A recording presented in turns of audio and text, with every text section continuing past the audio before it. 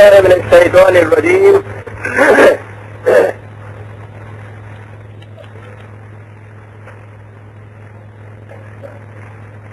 بسم اللہ الرحمن الرحیم. عزیزان ایمان، آج مئی 1972 کی 21 تاریخ ہے اور درس قرآن کریم کا آغاز سورہ الاعراف کی آیت 94 سے ہو رہا ہے.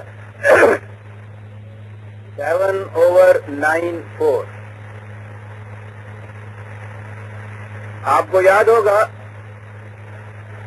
اس سورہ میں سلسلہ کلام یوں چلا آ رہا ہے کہ قرآن کریم نے یہ بتایا کہ قوموں کا عروج و زوال اور ان کی موت اور حیات یوں ہی اتفاقی حادثات نہیں ہیں، بلکہ یہ قوانین فطرت کی طرح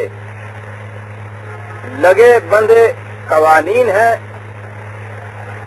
ان کے مطابق قومیں اپنی روش اختیار کرتی ہیں تو وہ روبہ ترقی ہوتی ہیں، ان میں زندگی آتی ہے، حرکت آتی ہے، حرارت آتی ہے، توانائی آتی ہے، عروج آتا ہے، بلندیاں آتی ہیں، ثروت آتی ہے، دولت آتی ہے، عزت آتی ہے.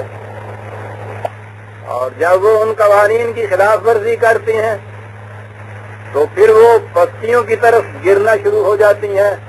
زوال آتا ہے، نکبت آتی ہے، زبوں حالی آتی ہے، خوف کا، بھوک کا عذاب آتا ہے، اضمحلال واقع ہوتا ہے. آہستہ آہستہ پستیوں کی طرف جاتے جاتے بالآخر ان کی موت واقع ہو جاتی ہے. یہ فطرت کے اٹل قوانین ہیں اور ان قوانین کی صداقت کی شہادت کے لیے وہ اقوام سابقہ کی سرگزشتیں بیان کرتا ہے. محض تاریخی داستان سرائی کے لیے نہیں، بلکہ جیسا میں نے عرض کیا ہے اس مقصد کے لیے کہ ہر واقعہ اس دعوے کی صداقت کا ثبوت بنے کہ فلاں قوم نے اس قسم کی روش اختیار کی تو اس کا نتیجہ یہ نکلا، اور اس کے برعکس دوسری قوم نے یہ انداز اختیار کیا تو اس کا نتیجہ یہ برآمد ہوا. اس مقصد کے لیے وہ ان اقوام سابقہ کی داستانیں بیان کرتا ہے. ان میں سے 4 قوموں کی سرگزشتیں ہمارے سامنے آئیں. قوم نوح تھی کہ جس کے متعلق بتایا کہ ان کا سب سے بڑا جرم جو تھا، اور میں نے یہ عرض کیا تھا کہ اقوام میں جرائم چھوٹے چھوٹے تو عام ہوتے ہیں معاشرے میں، لیکن ایک کا جرم ایسا بڑا سنگین ہوتا ہے جسے آپ کبائر کہہ سکتے ہیں، وہ کبائر میں سے ہوتا ہے. قرآن کریم اس جرم کا خاص طور پر ذکر کرتا ہے. قوم نوح کے سلسلے میں اس نے کہا کہ وہاں دولت کو طبقات کی عزت اور تکریم کا معیار قرار دے دیا گیا. میں یہ عرض کر دوں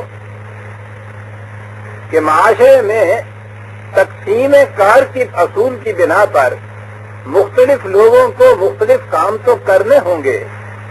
یہ تقسیم کار ہے، یہ ڈویژن آف لیبر ہے، اس سے مفر نہیں، یہ تو رہے گا، اس کے بغیر چارہ ہی نہیں، کوئی معاشرہ چل ہی نہیں سکتا تقسیم کار کے اعتبار سے. لیکن اسے یوں طبقات نہیں کہا جا سکے گا. قرآن کی اصطلاح میں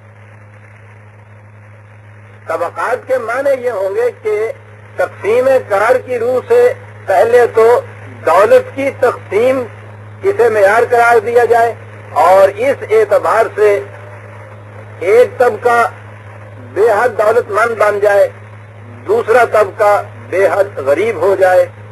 ایک تو تفریق یہ ہوگی طبقات کی، اور دوسرے یہ کہ پیشے یا دولت کے اعتبار سے عزت اور تکریم کے مدارج متعین کیے جائے. معاشرے میں خود ہی یہ فیصلہ کر لیا جائے کہ فلاں فلاں قسم کے کام یہ کچھ نچلے درجے کے ہیں اور فلاں قسم کے کیا. جیسا کہ میں نے عرض کیا تھا ہمارے ہاں تو یہ چلا آ رہا ہے کہ جتنے لوگ ہاتھ سے کام کرنے والے ہیں یہ جتنے بیکار لوگ ہیں کہ جو باپ دادا کی تیغ ماری ہوئی ان کی لوٹ کی کمائی کے اوپر گزارا کرتے ہیں، خود کام نہیں کرتے، ہمارے ہاں معاشرے میں یہ لوگ جو خود کچھ نہیں کرتے یہ تو ہر عزت کے مالک سمجھے جاتے ہیں، اور یہ جو ہاتھوں سے کام کرنے والا کاسب ہے اسے ذلت کی نگاہوں سے دیکھا جاتا ہے۔ یہ ہے طبقاتی تقسیم جسے کہا جاتا ہے، یہ ہے وہ تفریق جس کے خلاف ہے قرآن۔ مجھے یہ اس لیے وضاحت کی ضرورت پڑی کہ ہمارے ہاں یہ مارکسزم کے فلسفے کے اعتبار سے یا کمیونزم یا سوشلزم کی روح سے کہا جاتا ہے کلاس لیس سوسائٹی۔ ان کے ہاں تو شاید کلاس لیس کے یہ معنی ہوں کہ یہ جو مختلف کام کرنے والے لوگ ہیں یہی نہ رہیں، حالانکہ یہ غلط ہے، کوئی معاشرہ چل ہی نہیں سکتا، اور ان کے ہاں بھی یہ تفریق موجود ہے، موجود رہے گی۔ اس اعتبار سے کوئی سوسائٹی کلاس لیس ہو نہیں سکتی اگر یہ معنی لیے جائیں اس کے۔ لیکن قرآن کریم نے جو کہا ہے اس نے اسے تسلیم کیا ہے کہ معاشرے میں مختلف کام مختلف لوگ کریں گے، قرآن میں یہ موجود ہے، لیکن جس چیز کو وہ مٹاتا ہے، جس چیز کو وہ معاشرے کی تباہی کا موجب بتاتا ہے وہ یہ کہ اس تقسیم کار کو معیار بنا دیا جائے معاشرے میں طبقات کی اس قسم کی تقسیم کا کہ کام کے اعتبار سے، دولت کے اعتبار سے ایک طبقے کو ذلیل اور حقیر تسلیم کر لیا جائے۔ کہتا ہے یہ غلط ہے، تقسیم کار کی روح سے یہ ٹھیک ہے، یہ موجود رہیں گے مختلف لوگ، ان کو طبقات کے یہ نہیں ہے آپ، لیکن معیار یہ ہے لِكُلٍّ دَرَجَاتٍ مِّمَّا عَمِلُوا۔ معاشرے میں عزت کا معیار، تکریم کا معیار جو ہے، پہلی چیز تو یہ ہے کہ ہر فرد انسان ہونے کی جہت سے یکساں واجب التکریم، وَلَقَدْ كَرَّمْنَا بَنِي آدم، کسی کا بنی آدم ہونا جو ہے، آدمی ہونا جو ہے، یہی اس کے لیے وجہ تکریم ہے، اور آدمی ہونے کی جہت سے ہر فرد کی یکساں تکریم ہوگی۔ اس کے بعد معاشرے میں لِكُلٍّ دَرَجَاتٍ مِّمَّا عَمِلُوا، ان کے ذاتی کردار، جوہر، صلاحیتیں اور اعمال کے اعتبار سے ان کے مدارج متعین ہوں گے، مدارج کا تعین بھی قرآن میں ہے۔ اور اس کے بعد اِنَّ أَكْرَمَكُمْ عِندَ اللَّهِ أَتْقَاكُمْ، جو سب سے زیادہ قوانین خداوندی کا پابند ہوگا وہ سب سے زیادہ واجب التکریم ہوگا۔ یہ ساری قرآن نے چیزیں دی ہیں۔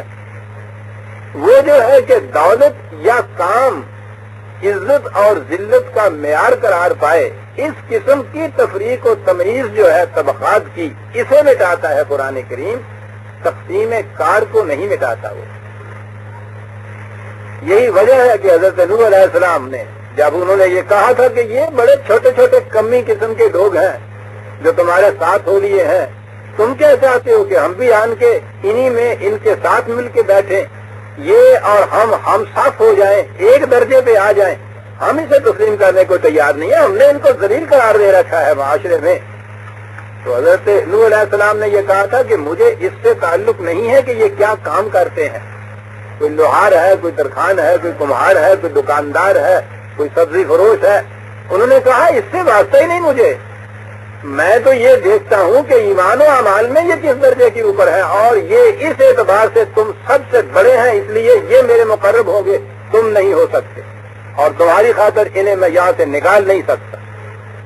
یہ تھی وہ چیز جو انہوں نے مٹائی ہے۔ طبقات کو مٹانے کے معنی یہ نہیں ہے کہ تقسیم کار معاشرے کے اندر نہیں رہے گی، یہ چیز ہوگی جو وہاں مٹے گی۔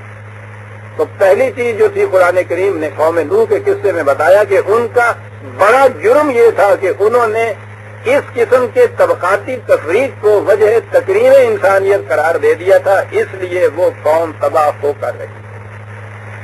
اور اسی میں وہ ایک فکرہ آپ کو یاد ہوگا جو قرآن نے اصول کے طور پہ کہا تھا، کہا یہ تھا کہ اس وقت تو یہ بڑے لوگ جو ہیں یہ ان چھوٹے لوگوں کو دباتے ہیں اور یہ ان کے لیے فتنے اور مصیبت کا باعث بن رہے ہیں، لیکن اس کا ریئیکشن یہ ہوگا کہ یہ چھوٹے لوگ ایک دن اٹھیں گے اور یہ بڑوں کے لیے تباہی کا باعث بن جائیں گے۔ اس لیے اس نے کہا تھا یہ کہ یہ خود ان بڑے لوگوں کے بھی انٹرسٹ میں اور مفاد میں ہے کہ وہ یہ روش چھوڑ دیں یہ نہ سمجھیں کہ ہم اپنی قوت اور دولت کی بنا پہ انہیں دباتے رہیں گے اور ہمیشہ ایسا ہی ہوتا رہے گا. ہمیشہ ایسا نہیں ہوتا رہے گا. جس دن بھی یہ چھوٹے لوگ اٹھ کے کھڑے ہو جائیں گے تو ان بڑے لوگوں کے لیے تباہی کا موجب بن جائیں گے. تو پہلے قوم نوح آئی تھی, پھر ہمارے سامنے قوم سمود آئی تھی. اس کے لیے قرآن کریم نے کہا کہ انہوں نے رزق کے سرچشموں پر, چراگاہوں پر, زمین پر, پانی پر میری اور تیری لکیریں کھینچی ہوئی تھیں. یہ بڑے بڑے لوگوں نے انہیں اپنی ذاتی ملکیت بنا رکھا تھا. یہ جو ان میں غریب اور کمزور لوگ تھے وہ ان کے مویشیوں کو وہاں چرنے چگنے نہیں دیتے تھے, پانی نہیں پینے دیتے تھے. تو اس نے یہ کہا کہ یہ سب سے بڑا جرم ہے کہ رزق جسے خدا نے اپنی مخلوق کے لیے وجہ زیست بنایا ہے اسے ذاتی ملکیتوں میں لے لیا جائے. کہا کہ یہ وہ جرم ہے جس سے وہ قوم تباہ ہوئی تھی. تو دوسری قوم یہ ہمارے سامنے آئی تھی, اور تیسری قوم لوط تھی جس میں کہا تھا کہ جو قوم جنسی بدنہادی میں سیکسول پرورشن کے اندر گرفتار مبتلا ہو جائے گی وہ سیکس کے ریلیشن پہ, جنسی تعلقات پہ پابندیاں ڈھیلی کرتی چلی جائے گی.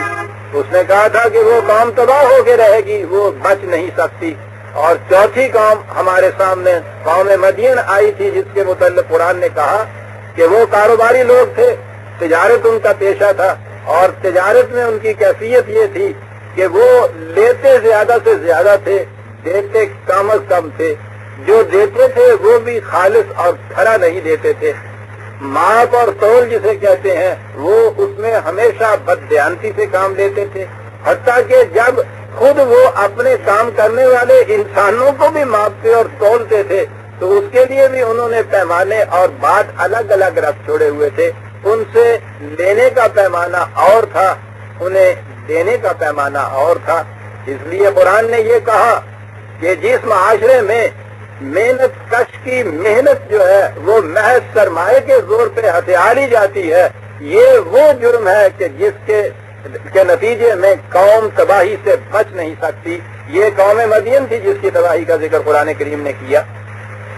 اب آگے آتی ہے قوم مدین کے بعد حضرت موسیٰ علیہ السلام کا ذکر قوم فرعون, اور قوم فرعون کے جرائم سامنے آئیں گے.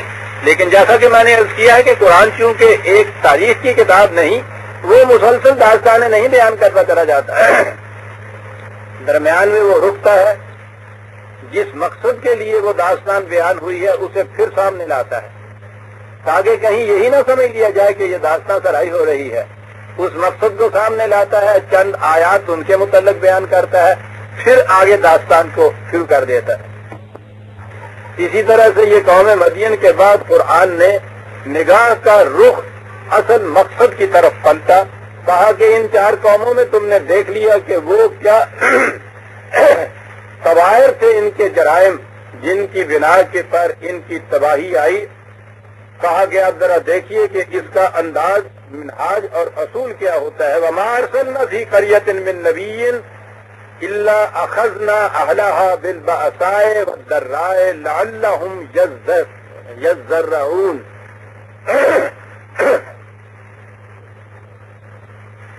عجیب چیز آئی شاید.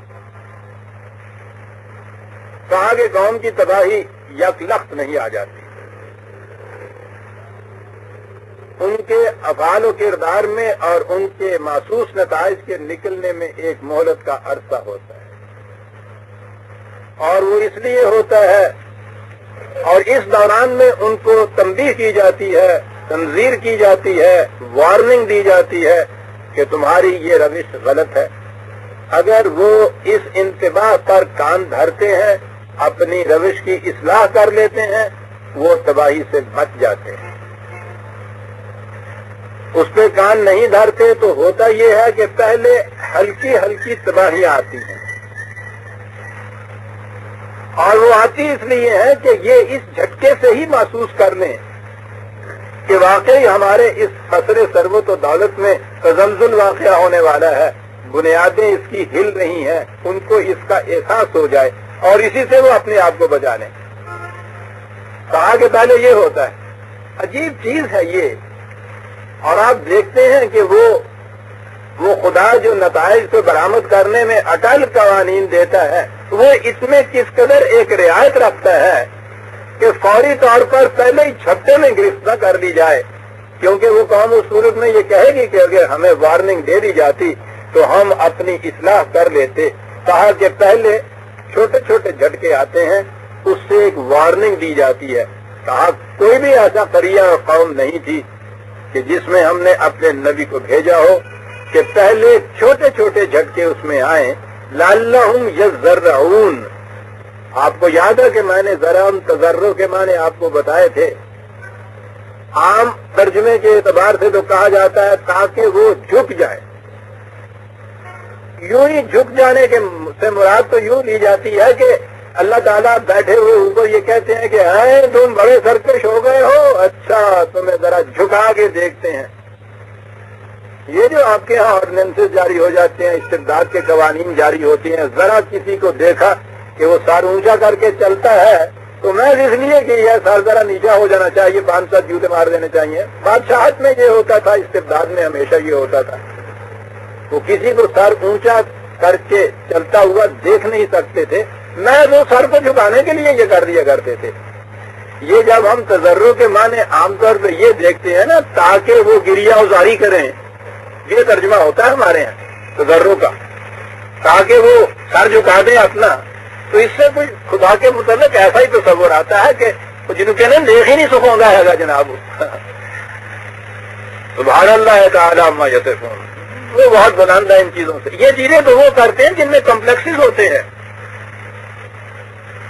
ان میں بھی جو اپنے جوہر ذاتی کی بنا پر، کردار کی بنا پر اونچا ہوتا ہے، وہ کبھی ایسا چھوئی ہوئی نہیں ہوتا کہ یوں ہی گھبرا جائے کہ ہاں یہ ذرا سر اونچا کر کے چلا ہے اور اس نے دیکھا کہ صاحب اسے خطرہ محسوس ہوتا ہے اس سے، وہ اس خطرے کے لیے پیش بندی ایسی کرتا ہے کہ جھپٹ لیا جائے، اور پھر اس نے تو معاشرہ رکھنا ہی اپنے پلان کے مطابق ہوتا ہے۔ وہ جو میں مثال دیا کرتا ہوں، وہ دیکھیے وہ جو مالی ہے آپ کے یہاں باغ جنا کے پودے بڑے بڑے عجیب لگے ہوئے ہیں، نرنگیوں کے، ان کھٹیوں کے اور بھی اس قسم کے، جنہوں نے بڑھ کے تناور درخت بننا ہوتا ہے، لیکن آپ دیکھیں گے کسی کو گول بنایا ہوا ہے، کسی کو مور بنایا ہوا ہے، کسی کو ایک مثلث میں کاٹا ہوا ہے، اور وہ مالی وہ کینچ ہاتھ میں لیے صبح اٹھ کے پھرتا رہتا ہے۔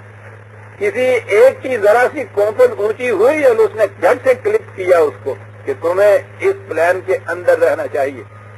وہ جو اس پلان کے اندر معاشرے کو رکھنے والے ہوتے ہیں وہ یہ دیکھتے رہتے ہیں کہ کوئی کوپل ذرا سر تو نہیں اٹھا رہی، ذرا اس نے سر اٹھایا اور اس نے کلچ کیا اس کے اوپر۔ خدا کی صورت یہ نہیں ہے، وہ تو انسانیت کو انتہائی درجے تک برومند دیکھنا چاہتا ہے، وہ تو اسے سدرۃ المنتہا تک لے جانا چاہتا ہے۔ وہ کلپ کیوں کرے گا؟ وہ تو یہ چیز ہے کہ جو خودکشی کر رہا ہوتا ہے وہ اسے وارننگ دیتا ہے کہ تمہارے اس عمل کا نتیجہ تمہاری تباہی ہے۔ اسی لیے یہ تذرع کے معنی جو ہے اس میں میں نے کہا تھا کہ اپنی زندگی کے سرچشمے کی طرف یوں لپک کر جانا جیسا بچہ ماں کے دودھ کی طرف جاتا ہے، یہ ہوتا ہے تذرع۔ وہ زندگی کے سرچشمے سے اپنا تعلق کٹ آف کر دیتی ہیں یہ ایسی قومیں، وہ موت کے ساتھ اپنا تعلقات وابستہ کرتی ہیں۔ یہ جھٹکا اس لیے دیا جاتا ہے، وارننگ اس لیے دی جاتی ہے کہ وہ ادھر سے اپنا تعلق کاٹ کر حیات بخش سرچشمے جو ہے زندگی کے، صحیح ربوبیت عالمگیری جو ہے اس کی طرف وہ آ جائیں تاکہ ان کی ربوبیت بھی ہو، انسانیت کی ربوبیت بھی ہو۔ اسی لیے لفظ تذرع کے یہ معنی ہیں کہ زندگی کش جتنے سرچشمے ہیں، روشیں ہیں، ان کی طرف جانے کی بجائے وہاں سے کٹ کے پھر وہ حیات بخش سرچشموں کی طرف پلٹ کے آ جائیں، اسے تذرع کہتے ہیں قرآن کی زبان میں۔ کہتا ہے کہ چھوٹے چھوٹے جھٹکے دیے جاتے ہیں تاکہ وہ موت کی جگہ زندگی کی توانائیوں کے سرچشموں کی طرف پلٹ آئیں۔ اس کے بعد اس جھٹکے کے بعد ثم بدلنا مکان السیئۃ الحسنۃ، پھر ان کو خوشحالیاں آ جاتی ہیں، پھر حالت میں تبدیلی آ جاتی ہے، پھر کچھ سکون اور اطمینان میسر ہو جاتا ہے۔ جب یہ ہوتا ہے حتی عفوا، تو وہ پھر ان لکیروں کو کھان جاتے ہیں، پھر آگے گزر جاتے ہیں۔ جب ان سے کہا جاتا ہے کہ تم نے دیکھا کہ اس قسم کا وہ جھٹکا آیا تھا، تو وہ کہتے ہیں کہ نہیں صاحب یہ یوں ہی اتفاقی امر ہے، اس قسم کی باتیں ہوتی رہتی ہیں. قالوا قد مس آباءنا الضراء والسراء. اس قسم کی باتیں ہوتی رہتی ہیں. ہمارے ہاں تاریخ میں ہزاروں اس قسم کے واقعات ہیں. ہمارے آباء و اجداد کے ساتھ بھی اس قسم کی باتیں ہوئیں. کبھی تھوڑا بہت جھٹکا آ گیا، تھوڑی بہت تکلیف بھی آ گئی، اور اس کے بعد پھر انہوں نے اپنے آپ کو سنبھال لیا، اپنے قدموں پہ کھڑے ہو گئے. یہ کوئی بات ایسی نہیں جو تم کہتے ہو کہ فلاں قانون کی خلاف ورزی کی اور اس سے یہ کچھ ہوا. کہتے ہیں ان کی کیفیت پھر یہ ہو جاتی ہے.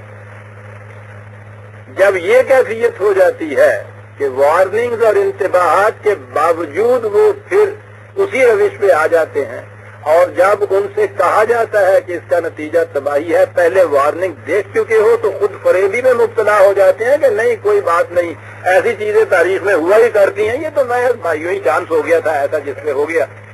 کہا کہ جب کیفیت قوم کی یہ ہو جاتی ہے کہ وہ یہ سوچنا چھوڑ دیتی ہے کہ ہماری روش کا لازمی نتیجہ تھا جو پہلا انتباہ ہمیں ملا، اور اسی کا لازمی نتیجہ ہماری موت اور زوال ہوگا، جب وہ اس لائن پہ سوچنا شروع کر دیتی ہے تو پھر اس کے بعد فَأَخَذْنَاهُمْ بَغْتَةً،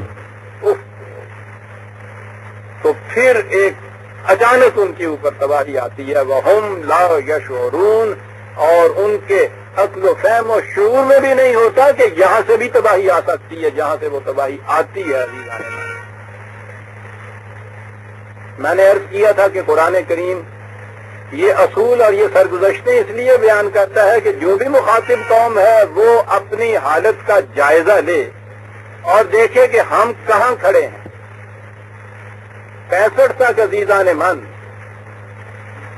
آپ دیکھیے قریب 18 برس کس روش پہ ہم نے زندگی کو گزارا. ہر قدم تباہیوں کی طرف بڑھے چلا جا رہا تھا، چھوٹی چھوٹی چیزیں بھی آ رہی تھیں. ایک جھٹکا سن 65 کی جنگ کا ہمارے اوپر بھی آیا تھا، بہت بڑا جھٹکا تھا.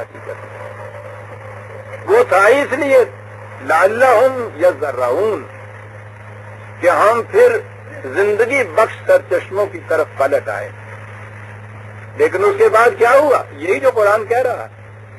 اس کے بعد حالت بھی ہماری کچھ سنبھل گئی، کچھ خوشحالی بھی آ گئی، کچھ امن سکون بھی ہو گیا، اور پھر قوم اسی ڈگر کے اوپر چل نکلی. اور اگر کسی نے کہا بھی تو انہوں نے کہا کہ یہ صاحب یہ وہ ہندوستان بڑا مکار ہے، وہ یہ کرتا ہے، اور وہ فلاں خارجی پالیسی والے جو ہے نا وہ ہے اصل میں یہ جو کچھ کرتے ہیں. یعنی ہماری اس میں کوئی ذمہ داری نہیں تھی. یہ انہوں نے اس قسم کی مکاری کی، انہوں نے اس قسم کی تدبیر کی، انہوں نے اس قسم کی سازش کی، اور یہ اس لیے ہو گیا.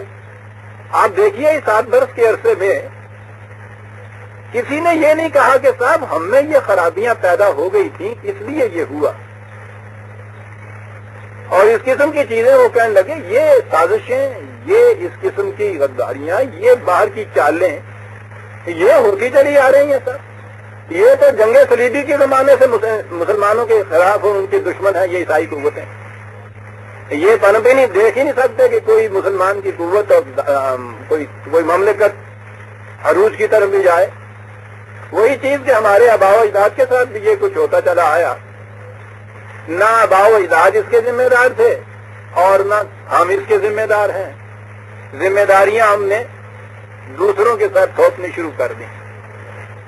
آپ دیکھ رہے ہیں کہ وہی چیزیں قرآن کہہ رہا ہے کہ انہوں نے یہ کہہ کے اپنے آپ کو فریب دے دیا کہ یہ حادثے ایسے ہوتے رہتے ہیں اور یہ ان کی ذمہ داریاں یہ باہر والوں کے اوپر ہیں، ہمارے سر پہ کوئی نہیں ہوتی ہے. اور اس کے بعد پھر کیا ہوا؟ عزیزان من سوچئے 20 دسمبر 1971 سے 4 دن پہلے بھی کسی کے تصور میں بھی یہ بات آ سکتی تھی کہ ہمارا حشر یہ ہونے والا ہے. بغتۃ وہم لا یشعرون. اللہ اکبر. اس سے پہلے قرآن عزیزان من سمجھ میں نہیں آتا تھا وقت کہ خود کوئی ویسا واقعہ نہ ہو جس میں ہم گرفتار ہوں. کتنی بڑی چیز تھی یہ، یعنی ساری قوم بھنچکا رہ گئی. ایک دن پہلے تک یہ چیز ہمارے ہاں تھی. سب وہ مرد آئی اور وہاں ہم کھڑے ہیں اور ادھر سے ہم یورش کر رہے ہیں، ادھر سے ہم بڑھ رہے ہیں. یوں نظر آتا تھا کہ بس 2-4 دن کی بات ہے اور اس کے بعد دیکھیے کہ وہ سارے محاذ ہمارے اپنے ہوں گے، اتنی بڑی شکست دی جائے گی. اس اطمینان میں ہم رکھے ہوئے تھے.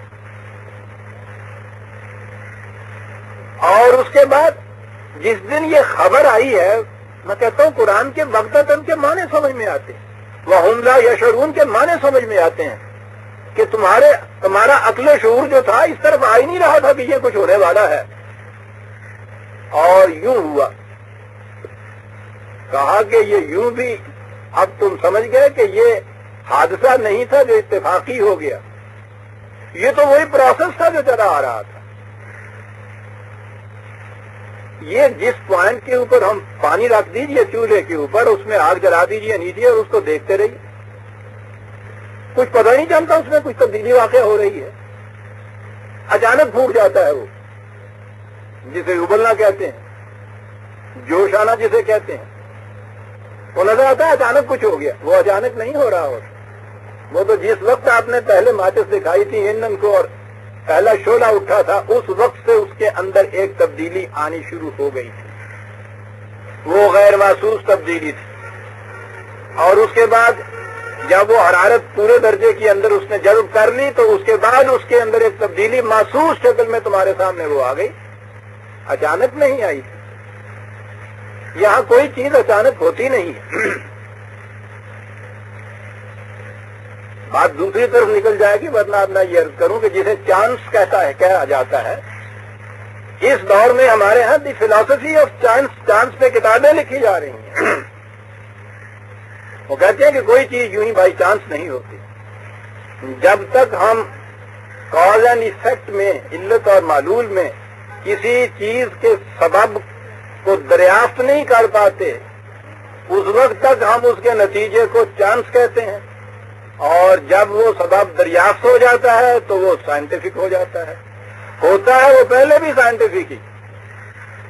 ہماری کوتاہی علم ہے کہ ہم ابھی اس کے کاز اینڈ ایفیکٹ کی کڑیوں کو علم کے دائرے میں لے آ نہیں سکے تھے. اور اس اعتبار سے دیکھیے تاریخ میں وہ پہلے دور کا انسان بیچارہ، وہ تو یہ بھی نہیں جانتا تھا کہ سیلاب کو کیسے روکا جاتا ہے. وہ یہ بھی نہیں جانتا تھا کہ یہ بادل جو گرجتے ہیں اس کی وجہ کیا ہے. ہر چیز اس کے نزدیک چانس تھی. یہ چانس ہی تو تھا کہ جس کی خاطر وہ کبھی کسی کے سامنے ہاتھ جوڑتا پھرتا تھا، کبھی کسی کے سامنے ماتھا رگڑتا پھرتا تھا، اس لیے کہ وہ کاز اینڈ ایفیکٹ کے دائرے کے اندر نہیں لا سکا تھا. اندازہ لگائیے کہ قرآن کریم 1400 سال پیشتر یہ بات کہہ رہا ہے کہ یہاں کوئی چیز اتفاقی حادثے سے واقعہ نہیں ہوتی. ہوتا یہ ہے کہ ہم لا یشعرون، وہ تمہارے شعور کی سطح پر نہیں آئی ہوئی ہوتی، یا تم اپنے شعور کو کام میں نہیں لا رہے ہوتے. ورنہ یہاں تو سنت اللہ ہے، خدا کے بنائے ہوئے اٹل قوانین ہیں جن کے ماتحت ہر شے ہوتی ہے. وَهُمْ لَا يَشْعُرُونَ، کہا اسے تم کہتے ہو بغتتاً آ گئی. آج ہم تجزیہ کرنے بیٹھ گئے ہیں کہ دسمبر 71 میں ہمارے ساتھ کیا ہوا تھا. اس وقت تو ہر شخص یہ کہہ رہا، سمجھ میں کسی کے نہیں آ رہی تھی صاحب جو کچھ ہوا تھا. بغتتاً وَهُمْ لَا يَشْعُرُونَ، اسے حادثہ یا محض چاند سمجھنے والے اگلی ہی آیت میں بات صاف کر دی قرآن نے. وَلَوْ أَنَّ أَهْلَ الْقُرَىٰ آمَنُوا وَاتَّقَوْا لَفَتَحْنَا عَلَيْهِمْ بَرَكَاتٍ مِّنَ السَّمَاءِ وَالْأَرْضِ، اگر یہی بستیوں والے جو اس طرح سے تباہ ہوئے ہیں اور اسے محض چانس پر معمول کر رہے ہیں، اگر یہ ہمارے قانون کی صداقتوں پر یقین رکھتے اور ان کے مطابق عمل پیرا ہوتے، الفاظ ہیں، تو ان پر آسمان اور زمین کی برکات کے دروازے کھل جاتے. کیا دو لفظ کہہ گیا ہے قرآن یہاں، زمین کی برکات اور آسمان کی برکات. جتنا حصہ انسان کی طبعی زندگی سے ہے اسے قرآن ارض کہہ کر پکارتا ہے، زمین کہہ کر پکارتا ہے. فزیکل لائف، اس کی ضرورتیں، اس کے تقاضے، یہاں کی ہماری یہ زندگی، اس کے لیے بہت کچھ درکار ہے. بہت سامان عزیز چاہیے ہمیں اس رہنے کے لیے. یہاں اس ارض کے اوپر لیکن اس کا تعلق خالصتاً طبیعی قوانین سے ہے، فزیکل لاز سے ہے، یہ فزیکل نشو و نما ہوتی ہے۔ اسی لیے قرآن کریم نے یہ دو اصطلاحیں ہیں قرآن کی، سماء اور ارض، ورنہ اس کے یہ معنی یہ ارتھ اینڈ دیٹ ہیون یوں نہیں، دیٹ دا اسکائی یوں نہیں ہے، اس کی دو اصطلاحیں ہیں۔ تمہاری طبی زندگی، اب ایک آپ کے ہاں تو نظریہ زندگی یہ ہے کہ زندگی ہے ہی طبی زندگی، اس سے زیادہ انسانی زندگی کچھ اور ہے ہی نہیں، عرض ہی عرض ہے۔ قرآن کہتا ہے کہ نہیں، انسان کی زندگی طبی بھی ہے، اور اس سے اونچی ایک اور زندگی بھی ہے کہ جسے اس کی انسانیت کی زندگی، اس کی ذات، اس کی پرسنالٹی، اس کی نفس، اس کی خودی، وہ شے کہ جو اس کے جسم کے ختم ہو جانے کے بعد بھی زندہ رہتی ہے، آگے چلتی ہے۔ جسم کی نشو و نما عرض سے پیدا ہونے والی چیزوں سے ہوتا ہے، تبھی قوانین کے تابع ہوتا ہے۔ یہ جو شے اس کی الگ ہے اس سے، کہ جسے اس نے یہ کہا کہ تبھی قوانین کے تابع نہیں، تبھی زندگی کا حصہ نہیں، اس کے بعد بھی آگے جانے والی شے ہے، اسے وہ اس کی بلندی کے اعتبار سے کہ اس کی طبی زندگی سے وہ اونچی شے ہے، اسے سما کہتا ہے۔ یہ اس لیے کہ اس کے لیے جو قوانین ہیں وہ طبی قوانین نہیں ہیں، فزیکل لاز نہیں ہیں، وہ مستقل اقدار ہیں، پرماننٹ ویلیوز ہیں، اور چونکہ وہ وحی کی روح سے ملتی ہیں اس لیے انہیں سما کہہ کر پکارتا ہے قرآن۔ یہ انسان کی طبی زندگی، اور جسے پرانے زمانے میں روحانی زندگی کہا جاتا تھا، انسانوں کی کوتاہی علم نے اس کو ہمیشہ دو الگ الگ حصے قرار دیا، دو الگ الگ دنیایں قرار دی۔ ایک کو مادہ کہا، میٹر کہا، میٹیریل لائف کہا، دوسرے کو اس نے اس اعتبار سے کہ یہ مادی زندگی ہے اسپرچول کہا، روحانی کہا، اور پھر ان دونوں کو ایک دوسرے کے حریف اور دشمن قرار دیا۔ ان میں باہمی ٹکراؤ ہوتا رہتا ہے۔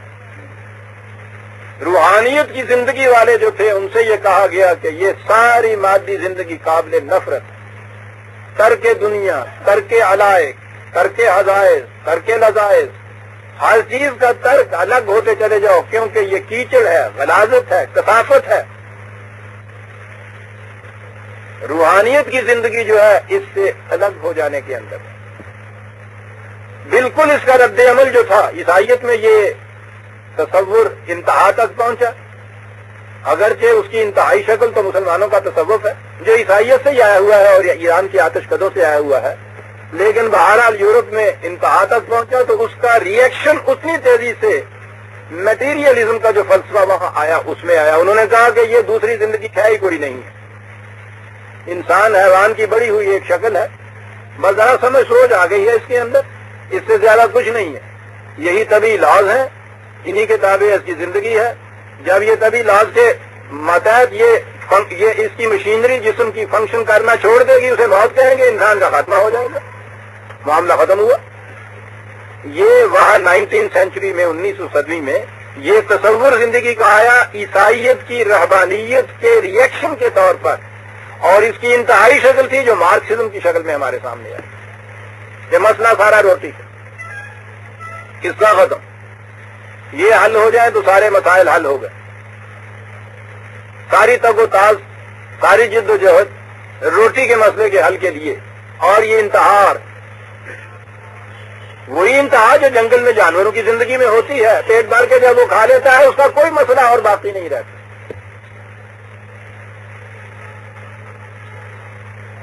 یہ یہاں کی زندگی میں نے جیسا عرض کیا ہے، یہ ریئیکشن تھا اس تصور کا جو پہلے رہبانیت کی شکل میں ہمارے ہاں آیا، اور اسی لیے میں وارن کیا کرتا ہوں کہ روحانیت کا لفظ نہ استعمال کیجیے گا، قرآن نے نہیں کیا لفظ یہ استعمال۔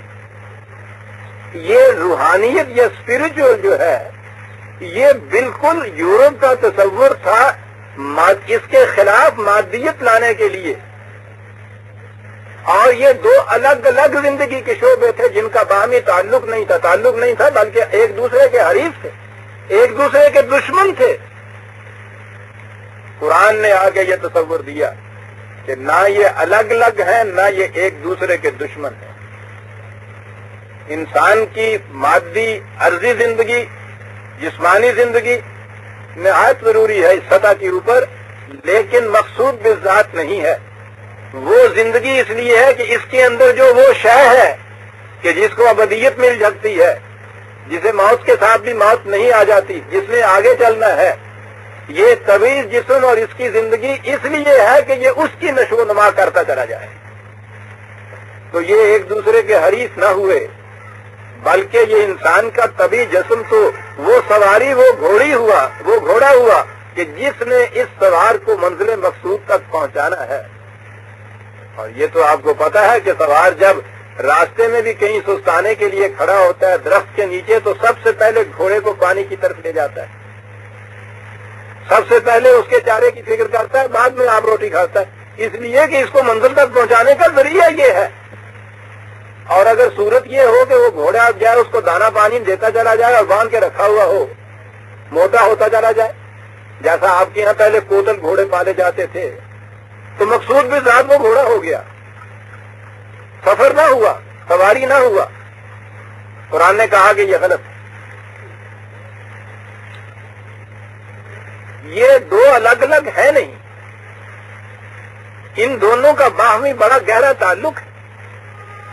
پھر بات یہ ہوئی کہ صاحب جسم کا تو آپ نے کہہ دیا کہ یہ مرکب بنتا ہے، گھوڑا بنتا ہے اس سوار کے لیے، کہ وہ جو سوار ہے وہ جسے آپ نے اس کی ذات کی زندگی کہا ہے، اس کا اس کے ساتھ کیا تعلق ہے؟ کہا اس کا تعلق یہ ہے کہ وہ اس گھوڑے کو زہر نہیں کھانے دیتا۔ کیا مطلب ہوا؟ کہ وہ اسے حلال اور حرام کی تمیز سکھاتا ہے۔ کیوں سکھاتا ہے؟ اس لیے کہ اس میں اس کا اپنا فائدہ ہے، کہ اکل حرام سے وہ خود انسان کی ذات یا انسانیت کی زندگی وہ تباہ ہوتی ہے، اس لیے وہ اپنے اس مفاد کی خاطر ہر وقت دھیان رکھتا ہے کہ یہ کہیں اس قسم کا غلط قدم نہ اٹھا لے، کھائی کی طرف نہ چلا جائے، گڑھے کی طرف نہ چلا جائے، خندق کی طرف نہ چلا جائے، غلط قسم کا چارہ نہ کھا جائے، وہ اس کا دھیان رکھتا ہے۔ آپ نے دیکھا دونوں کا باہمی تعلق کتنا گہرا ہو گیا۔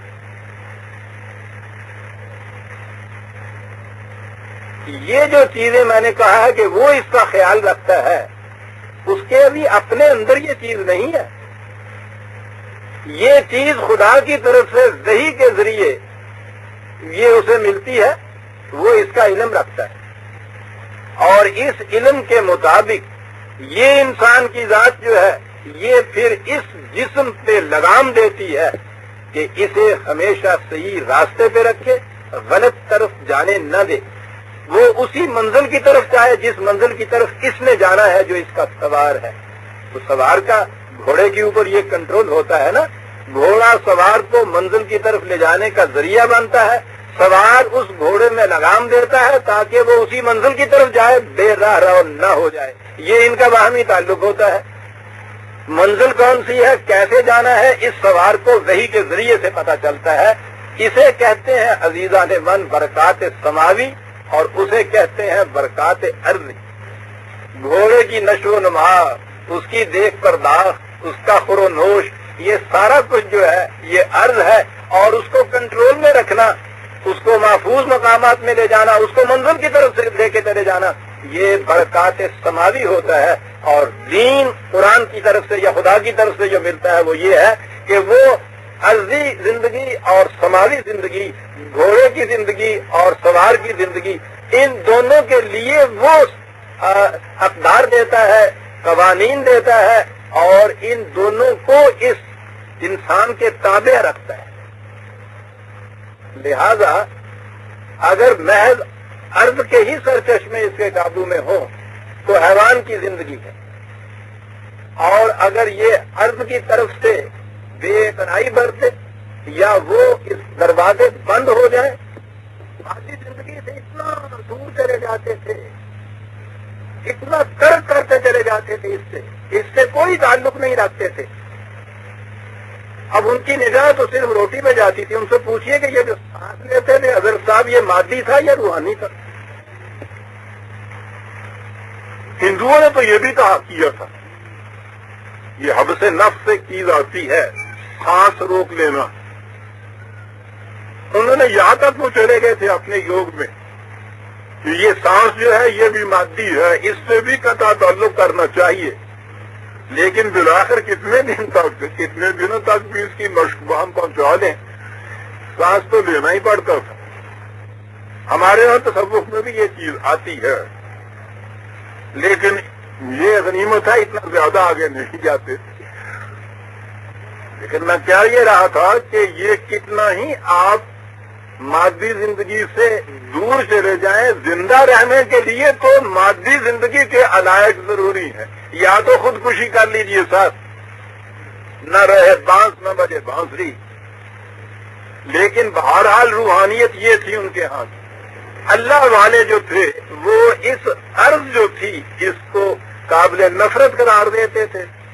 آگے آئے تو ہمارے ہاں مجوسیت آئی، نیگیزم، ایران کا تصور جسے ماننے کی طرف منسوب کیا جاتا ہے، اور بعد میں زرتشت، حالانکہ وہ تو نظر آتا ہے خدا کے توحید پرست پیغمبر تھے، ان کی تعلیم اسی کے اوپر آ گئی. انہوں نے دو مستقل خدا بنا دی. انہوں نے کہا کہ ایک تو یہ مادے کا خدا ہے، یہ شر کا خدا ہے، یہ تو آرمن ہے، یہ ابلیس ہے. اور دوسرا روحانیت کا خدا ہے، نور کا خدا ہے، وہ یزداں ہے. انہوں نے دو مستقل بالذات خدا بنا دیے. یعنی اتنا ان دونوں میں بودھ رکھا ارض اور سما میں کہ انہوں نے کہا ان کی مملکتیں الگ، یہ خدا ہی دو الگ الگ. پھر آگے پھر وہی بات کہ دونوں خدا ٹکرا رہے ہیں آپس میں. دو پیڈو ٹکراؤن دے آپس میں مصیبت آ جاتی ہے. یہ راہ والے ہیں یہ دو خدا ٹکراؤن لگ پہ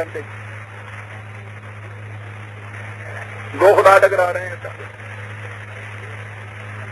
یہ تصورات آپ کے یہاں چلے آ رہے تھے. انسان کا ذہن یہ جو تصادم ہے نا ان دونوں میں، اس کو حل نہیں کر پاتا تھا. عزیزان من، یہاں آ کے نظر آتا ہے کہ قرآن بلندیوں پہ، کن بلندیوں کے اوپر ہے؟ وَالَّذِي فِي السَّمَاءِ إِلَٰهٌ وَفِي الْأَرْضِ إِلَٰهٌ. قرآن کا خدا وہ ہے کہ جو سما کا بھی الہ ہے، ارض کا بھی الہ ہے.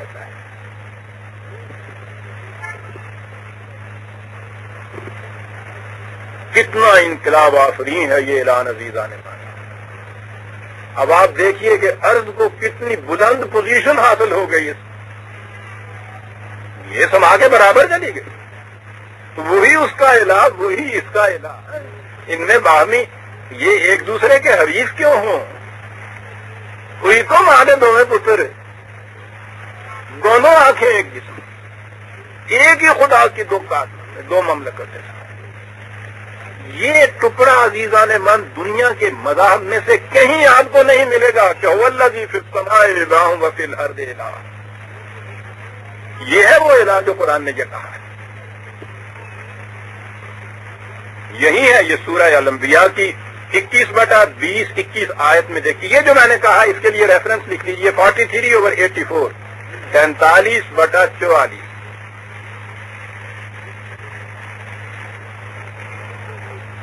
اور یہاں ہے کہ اتخذوا آلہۃ من الارض ہم ینشرون.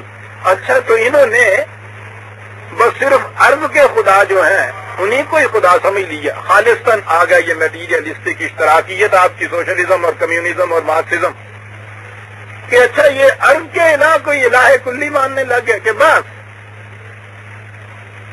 قوم ینشرون کہ وہ ان کو پھیلانے میں، ان کو بڑھانے میں، ان کی خوشحالی میں بہت مدد دیتا ہے. تو بس وہ مجھے انہوں نے کہا کہ ٹھیک ہے اس سے زیادہ چاہیے کیا. کہا کہ وہ دوسری طرف والے وہ ہیں، وہ انہوں نے ماننا شروع کر دیا رہبانیت والے کہ یہ سارا ترک کر دینا چاہیے، قابل نفرت ہے. روحانیت کا خدا وہ دوسرا ہے، احرمن و یزدہ مانا، نور و ظلمات کا، خیر و شر کا خدا الگ الگ مانے.